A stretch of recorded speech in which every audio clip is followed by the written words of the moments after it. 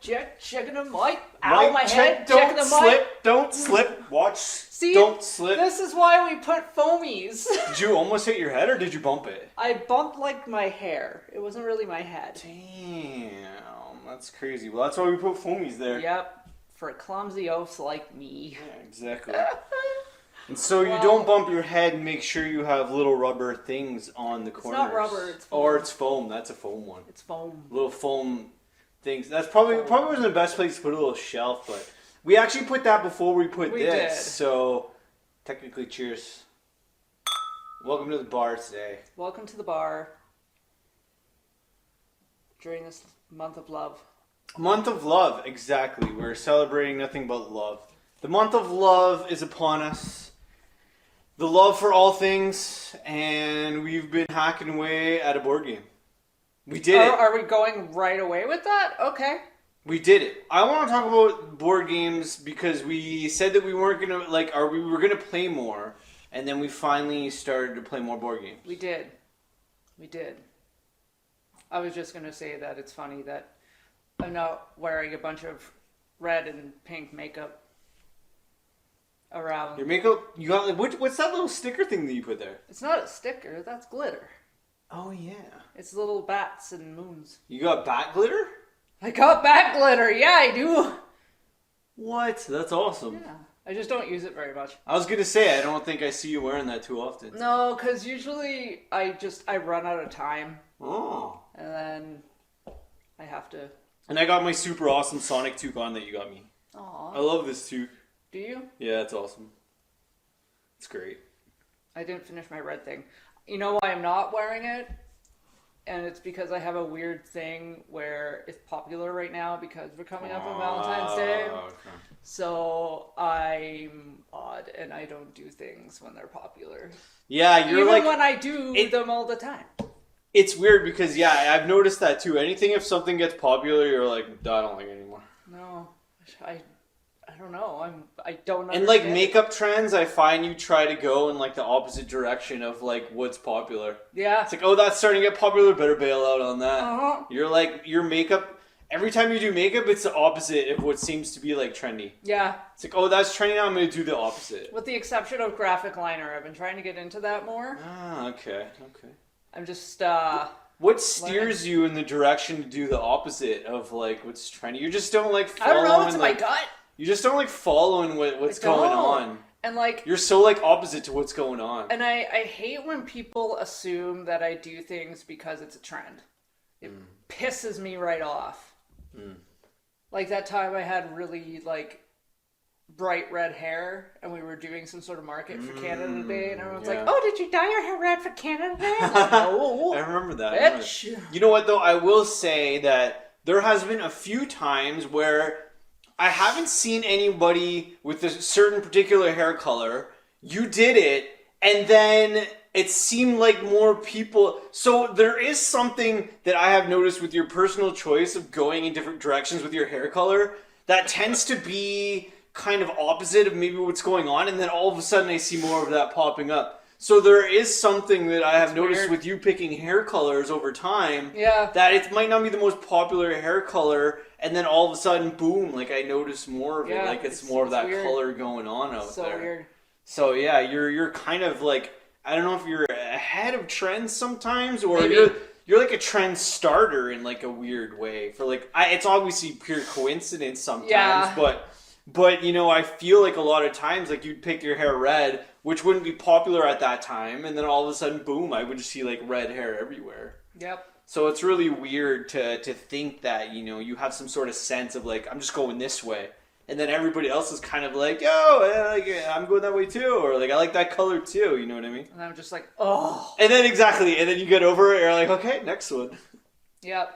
That's funny though. It's like when I dyed my hair hot pink. No one had their hair hot pink. Oh, yeah. It was not a thing. Bubblegum pink was a thing. But not like a bright hot pink. Yeah. And then everyone's like, oh, I like your hair. And then everyone started dyeing their hair hot pink. Weird. That's so weird. So what do? I go green.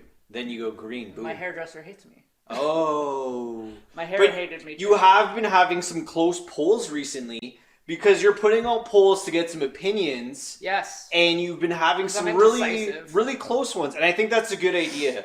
To just kind of put yourself out there and be like, yo, listen, I need some help picking my next hair color. Like, what do you think? And it's going 50-50 between different colors. So it's kind of like, it's a close race. Yep. It's hard for you to pick your next one, I think. Yeah, it is.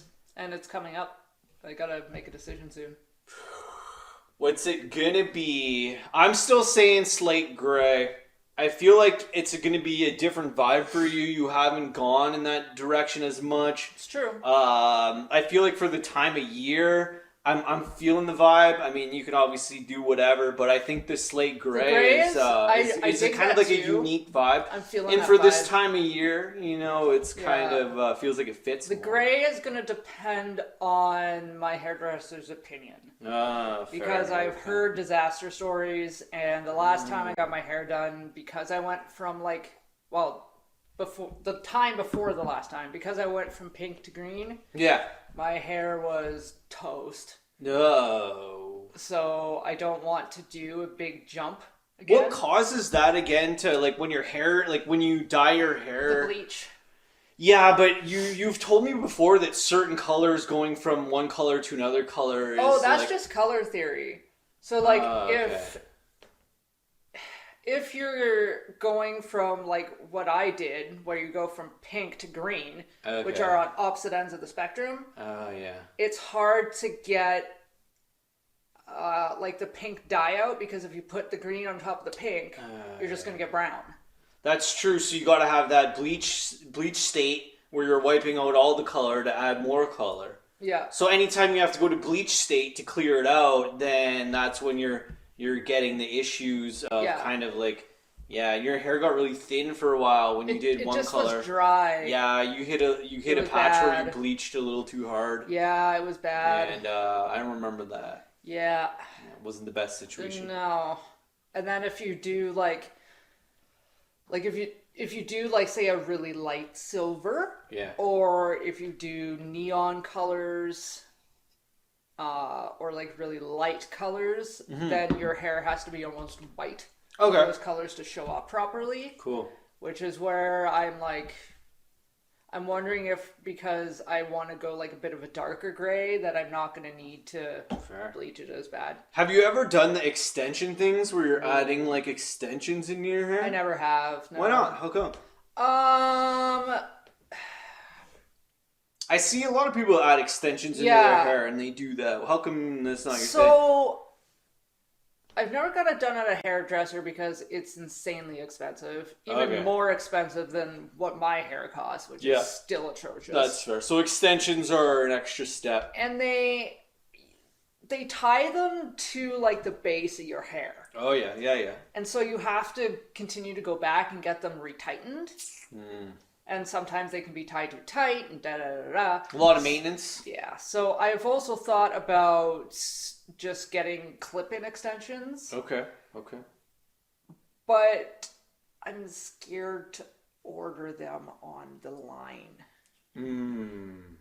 Because it's like wigs, where if you pay less, sometimes the hair ends up looking like straw. Fair. But then if you want nicer ones, then you're paying like $100 for...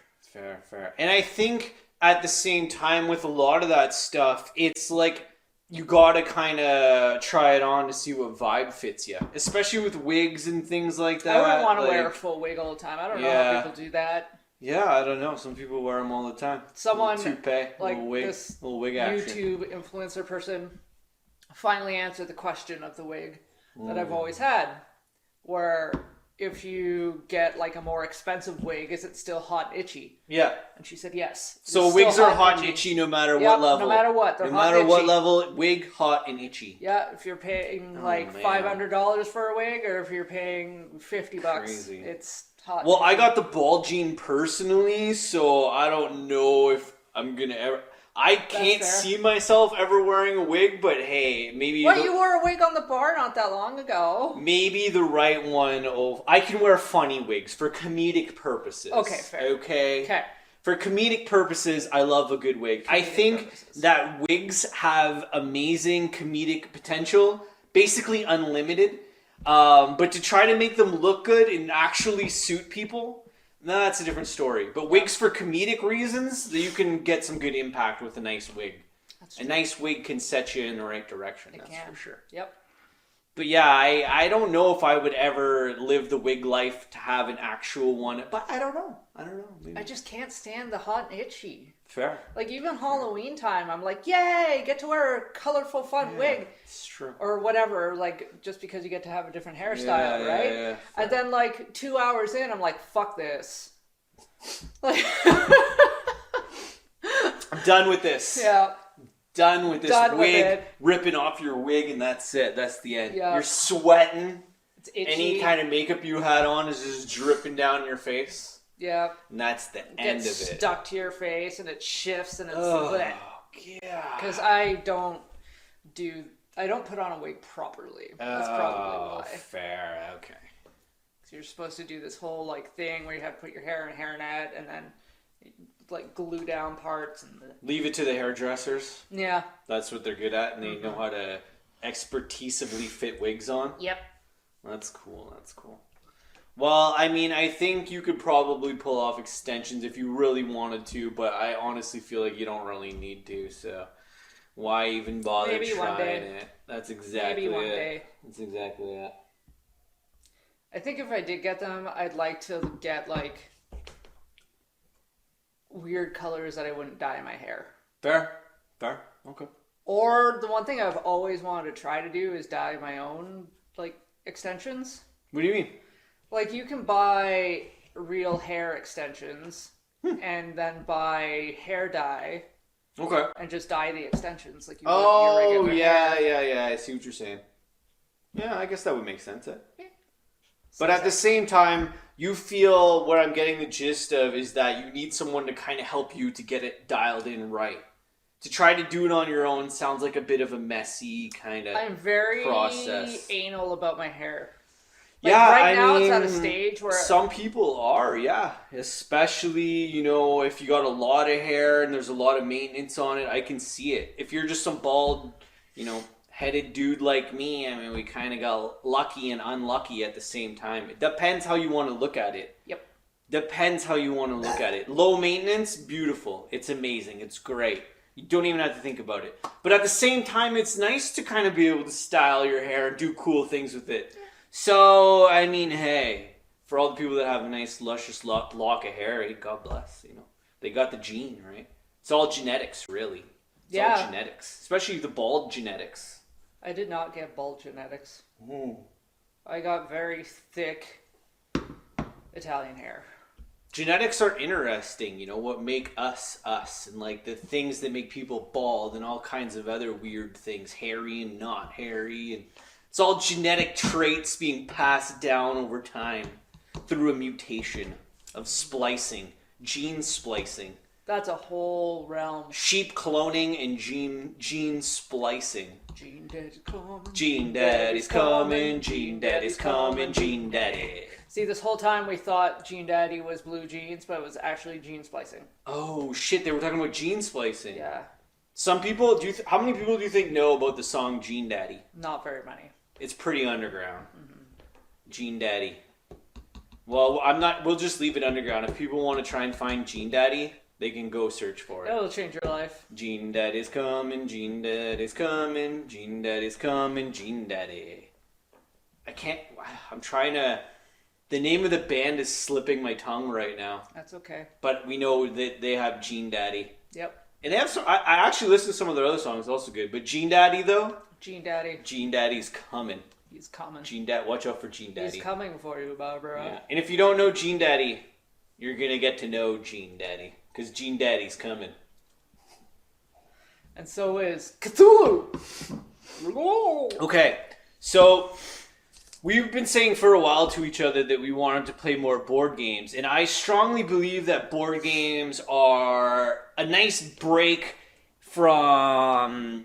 I mean, video games on screens are cool, but board games... And this one is cool because you do use an app to help you. and it does kind of make the game roll along with the app. But at the same time, it's nice because you have the board games with the pieces, and then you're just using that. So I'm a fan of the multi kind of context. The board game's in front of you. You got maybe a little app helping you through the game, but it's still fun. Yep. And Mansions of Madness is the one. It's new for us to be playing. It's been around for a while. It's been around for a while. This is the second version of it. Yeah, exactly. But we just started playing an actual game.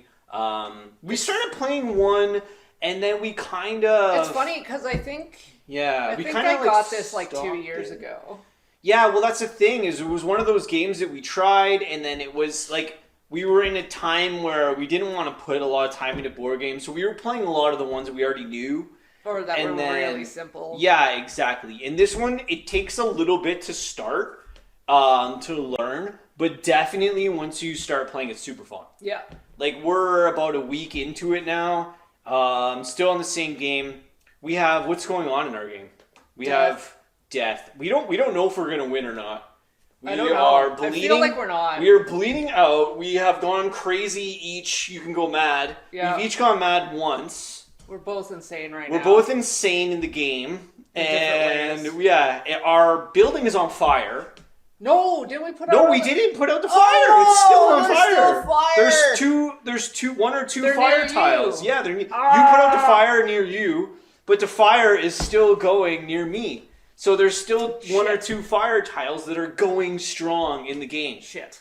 So we have a fire. We have 4 creatures spawned in the game. Yeah, and one of them's a big beastie. Yeah, not this guy, thankfully. My God, if this guy was in the game, we'd be super screwed. Yeah, not But big beastie. We have 4 creatures spawned in our game. We just opened up the attic, what has a portal in it, apparently. I knew that was coming, though. Like, that was That's when we paused it for, like, to next time to go back. Okay, so this game, I would say, if I were to give you a brief overview, is Clue on crack. That's how we've described it. It's Clue on crack, basically. Yeah, that's how we figured it out. A really dark, twisted version of Clue on crack. Essentially, that's the way we view the game. Yeah. It's like you're playing Clue on crack, basically. Yeah. So I got stuck because for some reason I could not roll the dice to save my life. She had the coldest streak of dice rolling. In this game, if you're rolling hot, you can advance really well. Yeah. If you're rolling cold in this game, you're fucked. There's monsters that are gonna attack you, you're gonna lose your health points. I accidentally killed a monster though. Yeah, I did. I remember that. I was defending myself and I accidentally killed it. It was great. That was I was like, oh my God! That was kind of a cool moment.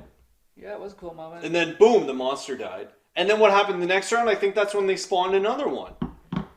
The next round, remember? Because I think as soon as we took one out, the game decided it was going to... So the game decides, as you make moves, kind of what's going to happen to you. And a lot of times you think that you're starting to make a little bit, you're knocking off a monster, you're putting out some fires, and the next thing you know, more monsters are coming, the fire's spreading again, and then it's just like... chaos. Yeah. And I mean, I think we're definitely learning a lot as we play because it's kind of one of those things where it's like, well, maybe we shouldn't have started the fire, or you know what I mean? But you don't know until you don't know. You're just trying things, right? Yeah. So that's why I'm having a lot of fun playing this game. Me too. And I definitely strongly suggest people try different board games because I have so many that I have yet to play, and board games. And especially in the winter, if you live somewhere colder, and especially if you live where we live in the wintertime, like sometimes it can just get so cold that if you don't have something fun to do inside, you're like screwed. Now, what I think is really cool about this game too is you can play it by yourself. Like you can play it as a single player. I didn't even know that. Yeah, you can play it just by yourself. No doubt. So that's kind of cool. So you don't even need friends. No. Yeah. If you're a lone wolf out there, you can play the board game by yourself. That's good to know. Yeah. So you're basically, if you're playing by yourself, you're searching to solve the clues. Mm-hmm. You're playing. Oh yeah, I forgot to explain my getting stuck there. You're playing Clue on crack by yourself while using the app to help you out as you journey along your way. Yeah. Yeah, just get into it. It's fun. So what basically happened is we went to go, because you look at different clues and you try to figure out what they are. Yeah. And so we ended up finding this one door that had this lock on it. Oh yeah, the lock door. Yeah, and then I ended up getting into another room before getting pummeled by monsters. And found a key, and I'm like, oh shit, okay, so I'm gonna make my way back to that place with the locked door, because obviously this key goes in that door. Yeah. And then I started rolling cold, and I got attacked by monsters for like 6 turns. You couldn't even get to the key door. And then you were getting blocked. And now furiously. The roof is starting to come off the building. Yeah. Because the portal of death has opened. Yep. So that's exactly what's going on. The portal of death has opened. We now have the attic on the board as the game tile, and we aren't sure if we're gonna live or not. I have a thing that I can't even say right now because I got to keep that as a tile. I can't say you either. have a thing too as a tile. So we both each have an individual thing that we don't know about, but we can't tell each other. Because when you go insane, you can't tell the other people you're playing with what your little thing is. Hence clue on crack. Clue on crack. Exactly. So you can't even tell the other player what your thing is because you can have a secret side mission and stuff, right? Yep. So you have your secret side mission that could win you the game by yourself and yourself alone. And that's why it's so interesting, man. I like this little man. And these things are cool. They come with little pieces and stuff. Those are the monsters. Yeah, exactly. Not to be confused with the monsters. Exactly. But these are super neat to have out there, and I hope we never see this guy on our board. He's just kind of, he seems like a generally hard guy to take out. Yeah, I mean, he's got wings and tentacles and, like, spikes on his elbows. I think he'd fuck you up. That's crazy. Wasn't Cthulhu on The Simpsons? Probably, was that The Simpsons? Yeah, they tend to put a lot of things on there. I think, yeah. I feel like he probably made an appearance at some point. I think so. That sounds familiar. Yeah. It sounds familiar. Yeah. I feel like you don't actually make it as a monster or as anything unless you end up on The Simpsons. So, I mean, ending up on The Simpsons is like a pinnacle to, like, you become an official thing. Yeah. If you're on The Simpsons, then you're officially a thing. You are cool. You're cool, Yeah. All the coolest characters end up on The Simpsons. Yeah. And if you don't end up on The Simpsons, you just weren't cool enough, really. That's kind of the way I always look at The Simpsons. They always have the coolest of the cool. Yeah. Definitely. The dinosaurs are here. Sorry, I got excited. Yeah, talk about that. So she is having the amazing privilege, and if anybody is coming to Northern Ontario to the Science North building, let's talk about it. Yeah, if you're coming to Science North. Yes, they are having an amazing... I'm just going to throw to it, and then you're going to handle the details. Okay. Because you know the inside details. So if you're coming to Science North anytime, when is that going? End of February? February 18th. February 18th? To September, I want to say 6th. Okay, early September. Come late February, and they are going to have an amazing dinosaur exhibit all set up with animatronic dinosaurs. They're going to have them life-size, banging. Science North is already a fun place, and now they're getting this whole exhibit with dinosaurs and crazy cool things. And that's going up at the end of February. And then you can kick it with some more details. Yeah, so what he said. And they all brought them, because they were coming from Mexico, the animatronic ones. And then there are some casts that are made by Resin Casting, I believe. Cool. And they all got here on semi-trucks in 3 different loads. Cool. And they're all here, and I went to go see them. And I was just... in awe, because I had seen pictures, but pictures do not do it justice. Yeah. At all. Because they are, like you said, they're life-sized. Yep. Which makes it incredible, and... They're big. They're big. Big. If you want to see some big dinosaurs... They're big. This thing is going to be big. They're big. And just beautifully crafted, really. Yep. Yeah, okay, the science behind them is a little bit old, but... if you're a fan of Jurassic Park, or Jurassic World, Yep. this will be right up your Or alley. any dinosaur exhibit. If you love going to check out dinosaur exhibits, It's gonna this be great. is going to be a really awesome They one. all move. Well, the majority of them move. Cool. The majority of them have sound. There's It's so one cool that you now can how they like can put sound. control yourself. There's a giant Triceratops. It's wicked. How do you control it yourself? Explain that. So you go kind of in its belly, and Okay. like the top kind of lifts out of the belly, and there's a little seat in there, like you're in a cockpit, and there's like little controls. What? And you can move it? Yeah. And anybody can sit in it. And It's- just kind of move it a bit? It's gonna be a controlled experience because it's a little. It can be sketch. fragile. It's a little It can be sketch. a little fragile, A little maybe. fragile. Okay.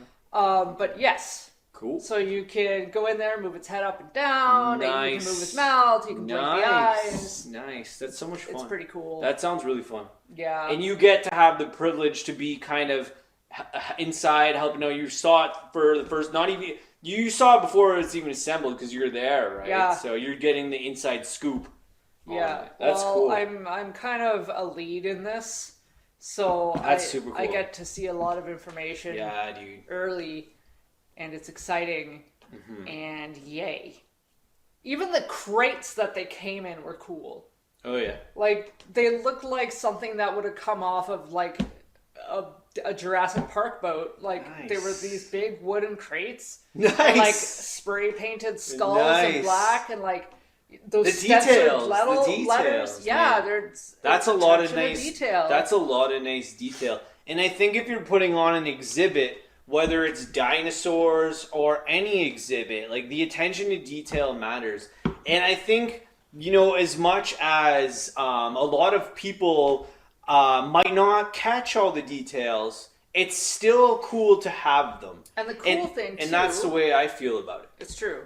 And the cool thing, too, is it's not just at Science North. It's also at the sister site. So if you've heard of the Big Nickel, Cool. there's another science center there called Dynamic Earth, which generally focuses on mining and geology for the most part. Yeah, that's a cool place. So the way this is kind of being set up, which I also think is really cool, is that at Dynamic Earth, it's going to be more focused on fossils and bones and field work. Cool. Whereas at Science North, we're more focused on ecosystems and habitat and biology. That's sweet. So it's a different experience at both places. So they're going to have dinosaurs over there too. Yeah. They just I didn't even know that part till right now. So there's I don't think they have any animatronics. They might have one or two. Okay. They have mostly ceratopsian dinosaurs. Oh. And mostly casts. Huh. So they're mostly bones. But the difference too is that That's cool.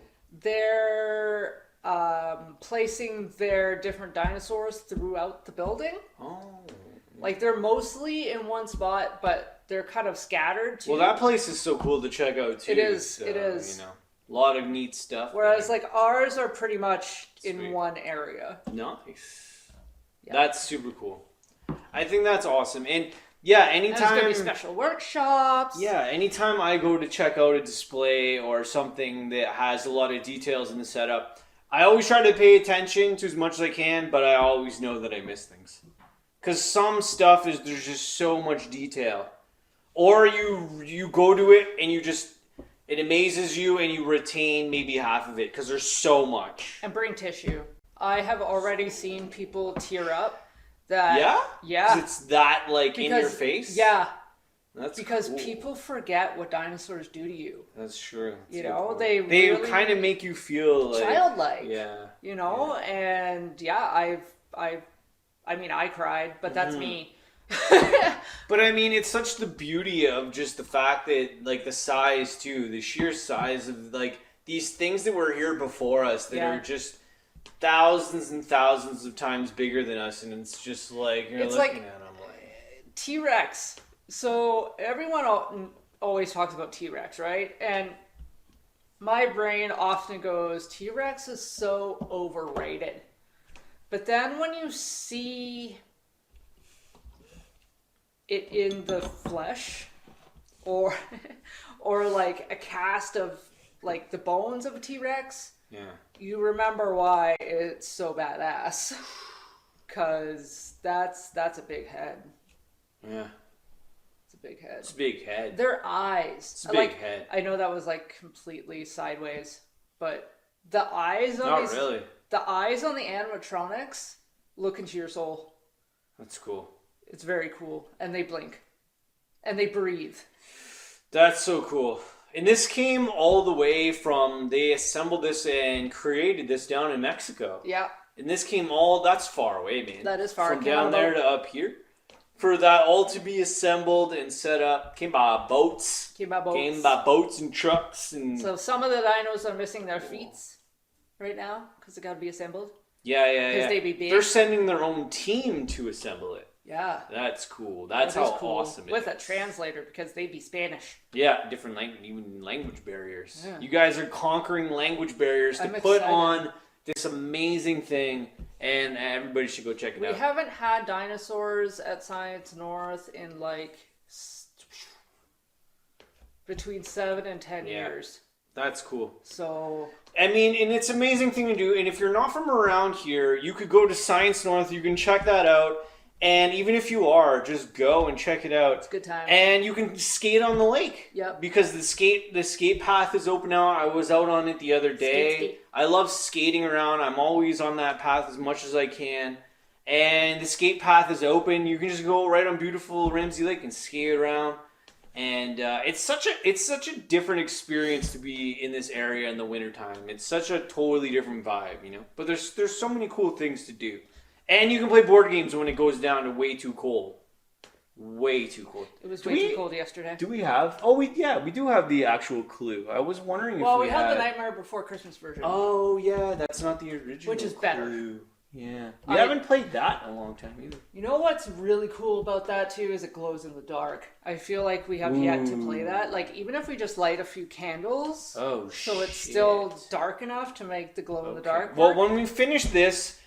I don't know if we're going to win this or not, but I feel like we're gonna lose. Whenever we conclude the game, with the card that I have, I'm not feeling too confident because I got a card that I don't know if it's going to pan out. I don't know either. So we might not even beat the game, but we're going to see what happens. But we're currently in the Mansion of Madness right now, and it's nothing but madness. And like I think I said before, it took a while to get started, but now that we've played it for a little bit of time, it's so fun to and I like games like this, like you say, that have the app with them. Yeah, it's kind of a neat touch. Like there was a game I used to play when I was a kid, called. Can I drink with this thing on? Oh, I don't think it's gonna work. I can see what it looks like in my head. I want to say the Harbingers, but that's not right. Nightmare, maybe? Something like that. I could find it if I Googled it. Anyway, so it was a game, and it was not set up in like a traditional square or rectangular board. Cool. Like, it was set up more like... I would say kind of like a circle or a snowflake. Like it had like a center thing and then different tiles that went around it. So it was kind of like a moving type thing. Well, it didn't move. But you said that you would set it up, but it would look like a snowflake. Sort of. Okay, so once you had it set up, there was no moving in the board. No, it was just set up. It was just set up. I was picturing it. Well, there isn't, but there is. So that game too, this was before the days where we had apps. Oh yeah, okay. But it came with a VHS tape, which is the retro version of an app. Nice. So you'd have to put the tape in? You put the tape in, nice. and the dude would come on the screen. That's awesome. And he was like this dude in this dark cloak. That's so cool. With these like glowing green eyes. Nice. That would tell you, like, okay, go. And then there would just be like thunderstorms in the background. And then you'd start rolling and take your turns or whatever. Sweet. And then all of a sudden he'd be like, okay, stop. And the game would stop. And then he would do something that would alter the game. Whether it would be like flipping one of the Okay. game tiles over. Oh, okay. Because there was a different world on the opposite side. Oh, and it would change affect the you. whole vibe of the game. Yeah. So different things like that would happen. See, I think that's really cool that even during, the VHS years, when VHSs were starting to get more popular, there was people out there thinking of how can I make a VHS with a game. So it's a concept that dates back, the interactive with like the changing ability. And obviously the more modern world has evolved to just having that in apps. And it's good now. But it dates back to the VHS. Yeah, and it's good now with the apps because it can change as it goes. Whereas with VHS, it was what it was. Fair, yeah. So if you played it enough, you would start to know, like, okay, like this section takes X amount of time, and then he's going to come on and say this. And Fair. so you could be cool. a little bit more strategic, I guess. I love strategy games, and I love games that change and that you can't really feel what the outcome's going to be till later in the game. Especially a game like this, like you're playing it and you don't know the outcome. And like a lot of people talk about Dungeons and Dragons in that sense, where they get a game going, it lasts forever. It can last years. From what I understand, you know what I mean? And they can just play it and play it and play it. Yeah. And that's kind of one of those things with those types of games, right? I saw a little meme the other day about Dungeons and Dragons. I don't even know if this is meme. It's probably a meme. It's probably a meme. Where it was just like a picture at the bottom and then there was a little saying at the top. And it was like, new Dungeons and Dragons character, Dinosaur Necromancer. And I'm like, yes. Love it. Do you know what a necromancer is? Yeah. Sweet. But it's a new Dungeons and Dragons necromancer. You probably have to show it to me. It's a dinosaur necromancer. Oh, I missed the word dinosaur. Okay. So My bad. So do you understand now? Yeah, I get it, but you'd still have to show it to me so I get it more. Because like it was just like a skeleton of a dinosaur and a person kind of talking to it. Oh, okay. Because a necromancer is a person who can speak to the dead. Yeah. So but it's a dinosaur. Dead. Dinosaurs are dead. So, yeah. Yeah. Hence that's kind of what I was trying to line up there. Yeah. Mm-hmm. Yeah. I think I did one of those things where I was like, stir fry. And then I stir fried. As I was trying to process it too hard, I was like, it glitched. My VHS tape got stuck in the recorder and I tried to eject it. Oh, that's the worst. I tried to eject it and then the tape was hanging out and I was trying to rewind it and then it blew up and it caught on fire. And then I brought it back to Blockbuster and I was like, sorry about that. And then Blockbuster looked at me and said, you can't even rewind your VHS? No, I can't rewind it because it just caught on fire and the tape's all messed up. Did that actually happen to you? Maybe. That's awesome. It's possible. That's why I liked renting only video games because I didn't screw them up as much. Was it a movie that you liked? The one that screwed up for me on Blockbuster? One that caught on fire, yeah. So it didn't catch on fire, but it did screw up in the rewinder. Oh. We had one of those rewinders, and then something happened, and the tape you have one of those broken. automatic. You guys would have that. The VHS, where you took the VHS out of the recorder and you put it into the separate. But like, thing. Why? Well, a lot of people claim that your VHS player, wasn't the best at rewinding, and that's why they designed the special rewinder. But I strongly believe to this day that was just one of those marketing things ploy. that they sold to people like me. Basically, my family, they were like, we need to get the rewinder. We need to get the rewinder, right? So you have your VHS player, and you couldn't just hit rewind in the VHS player because they convinced you that was bad, and then they sold you the rewinder. And then you had the rewinder, and you were like, oh, well, this is so much better. Until the high-speed rewinder ripped your tape apart. And if it was a rented one, you were like, oh, well, we're screwed. That had never happened to me. We're screwed. Where it was a rented one. I've never fucked up a VHS tape that was rented. Oh, nice. My most, and I've told you this story before, my most tragic moment of my life was when I was watching Pet Sematary and looking at the credits to find the Ramones.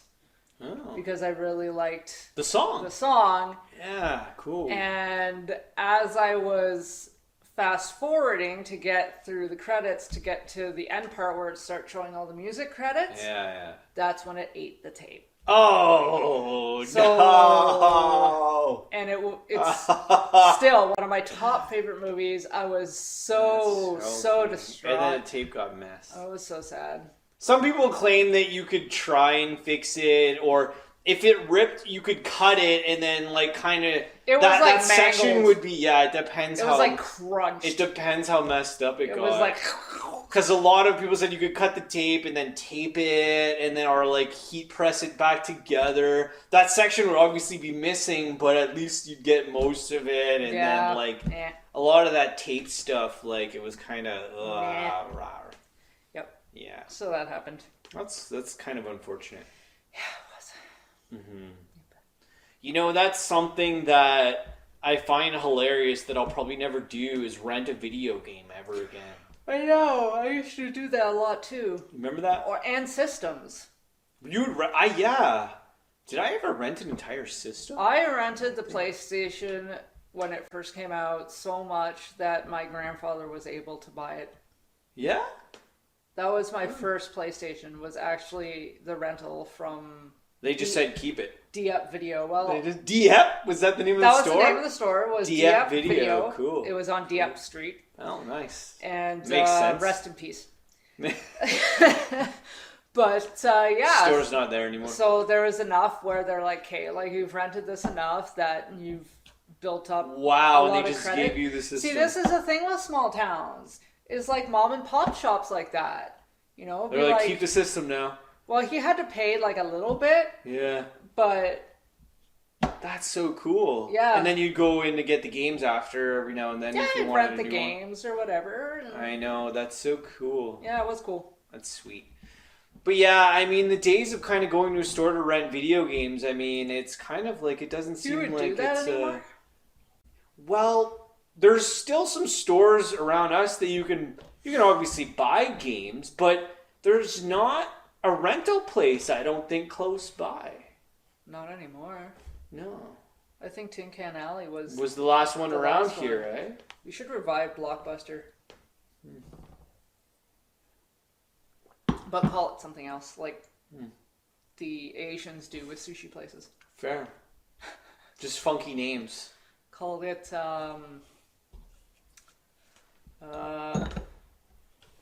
Lockbuster? Lockbuster, I like that. You can rent adult videos and call it Cockbuster. I rented adult videos, okay? How I ended up doing this. You know what? That's so funny. I think I got away with it because I was really tall. Okay. I think that's why. Like, I was like over 5 feet when I was in grade 6. That's hilarious. So you just slide in there and pick up some stuff.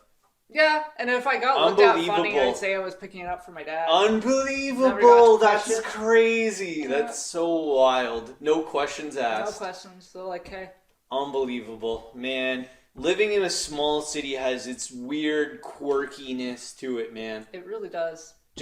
And it's not even the small city. It's the small, little, tiny businesses trying to just make their $5, and the rules are questionable on a good day. Yep. They kind of lean in weird directions. Yep. The rules are kind of made up. Yep. And the points don't matter. Yep. I like those days. Take me back to Whose Line Is It Anyway? Right? Where the points don't matter. And, I don't know, all kinds of other things. And stuff. That show was hilarious. Did you watch that show? I did. Yeah. Whose Line Is It Anyway was the funniest show. I really liked watching people who were good at improv because I wasn't.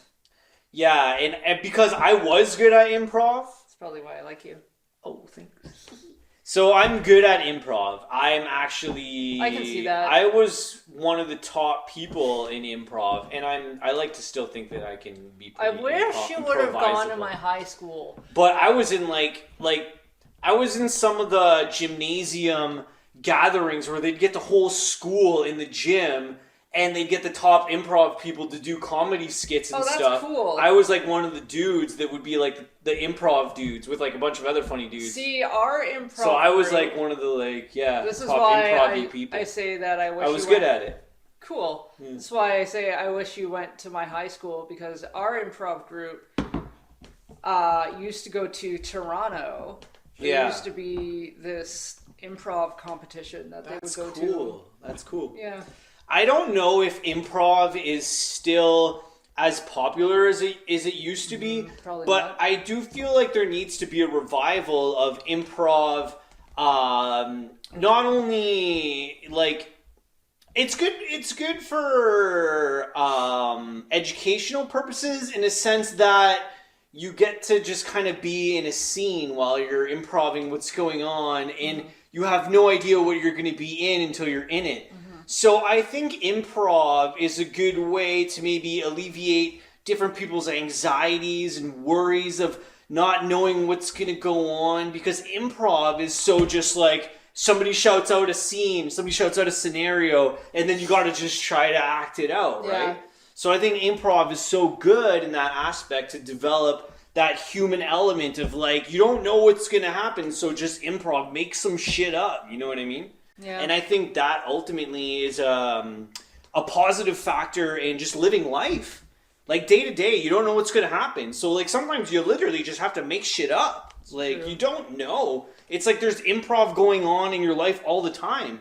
So improv classes and improv kind of things are so amazing. And they're so fun. It's so much fun. Did you get a yawn? Yep. Probably because my wine is done.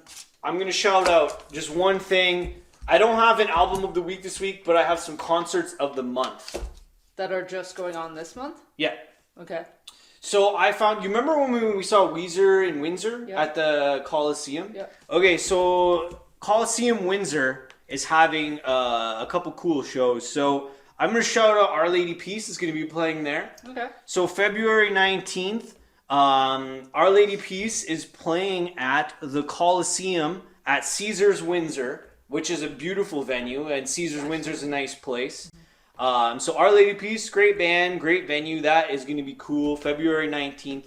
And then at the same place, February 23rd, Ice Cube is going to be rolling Ice Cube through. still making music? Ice Cube is playing live, dude. Wow. Live. And that would be a fun show. I would love to go see Ice Cube killing the show. I would laugh. That would be a funny, great time. I would just laugh. I think it would be the funnest thing to see Ice Cube rocking a show.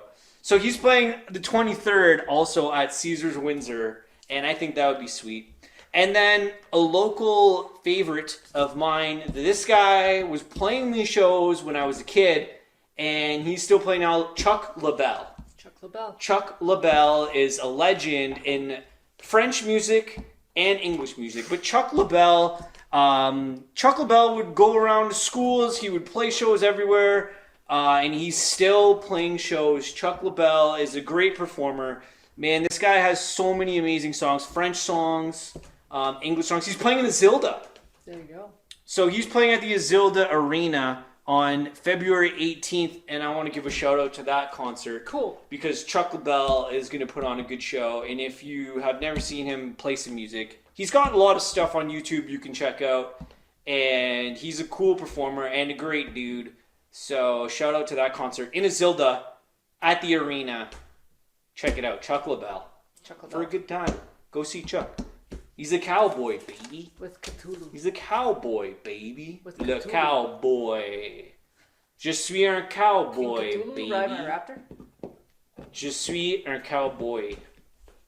Sick. Oh, nice. Yeah, so Ontario has a lot of great concerts in February. Those are a few of them. There's more, like there's a lot going on now. And I'm super excited the concerts are going all full swing again. Because it was so lame when we couldn't even watch a concert. Rob Zombie's going on tour, but it's not in February. Fair. And you know, February is usually a weird month for shows and concerts, so it's cool to see that, it's cool to see that there's a bunch going on, and a lot of people are performing again, so catch one if you can. Like Leonardo DiCaprio. Catch one if you can.